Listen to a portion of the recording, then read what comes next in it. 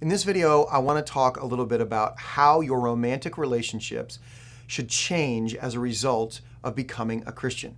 Again, in all of these videos, we're working from the assumption that when we become Christians, we then spend the rest of our lives trying to figure out how to adjust our beliefs and behaviors to come in line with the kingdom of God.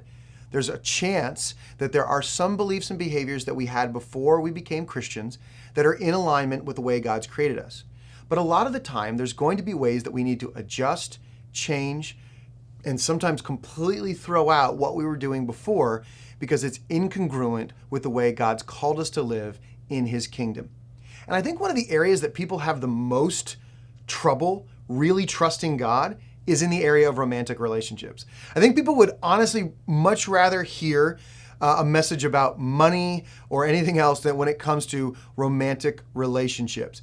Because people want what they want and they want who they want in these moments. They want God to bring blessing. They want God to do something. Well, I'm sure He'll figure it out. I'm sure He'll work together on this. But that's just not the case. And so let's dive into three different scenarios. First, if you're married and you've become a Christian and your spouse isn't yet, that shouldn't prevent you from beginning to act and speak and live and love differently as a result of your faith. There should be a greater level of humility in your marriage. There should be a greater level of service. There should be a greater level of honor. There should be a greater level of respect in your marriage, not just for God, but for your spouse. Your spouse should not feel combative. They should not feel like they are being oppressed by your Christianity and your faith. They should feel that there is an increase of blessing and joy and excitement and peace in you, and that's adding to the home, and they should ask, where is this coming from?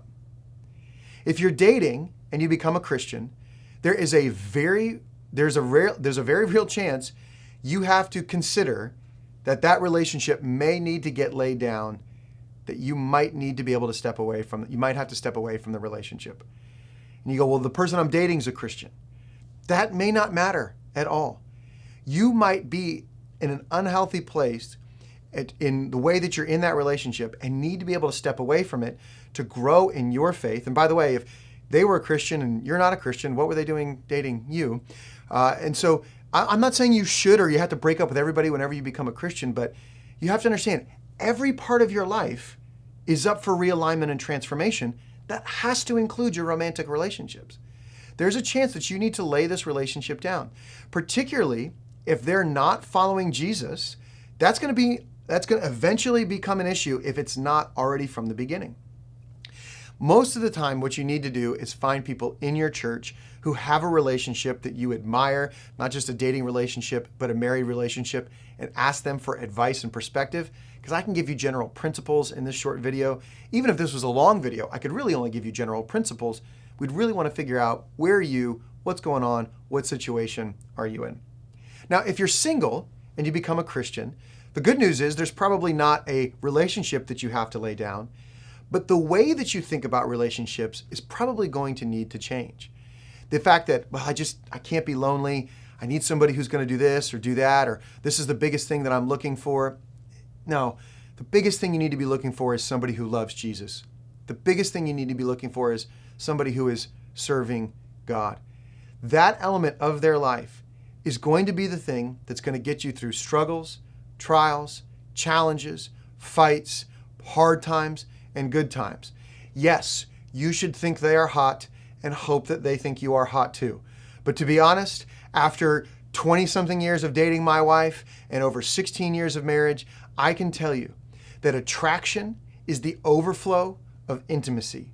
And when you're on the same page, going in the same direction, desiring the same things for your life, even if they don't have an immediate physical attraction in the way that you view them, the more you're around them and you share the same ideas, the same beliefs, the better they're going to start looking. So if they start out looking cute and you add the intimacy into it, you're all set. But you start with Jesus, not with hot. You need to start with where are they serving? Where are they going to church? Well, they're not somebody who really needs to go to church. Well, then they're not reading their Bible, and they're going to have a conflict and a confrontation with you as you're trying to be able to follow and obey God. So no matter who you are or where you are, if you become a Christian, you need to ask, how does my romantic relationship or my hope for romantic relationships, if you're single, need to change now that I have become a Christian and submitted myself to the Lordship of Jesus.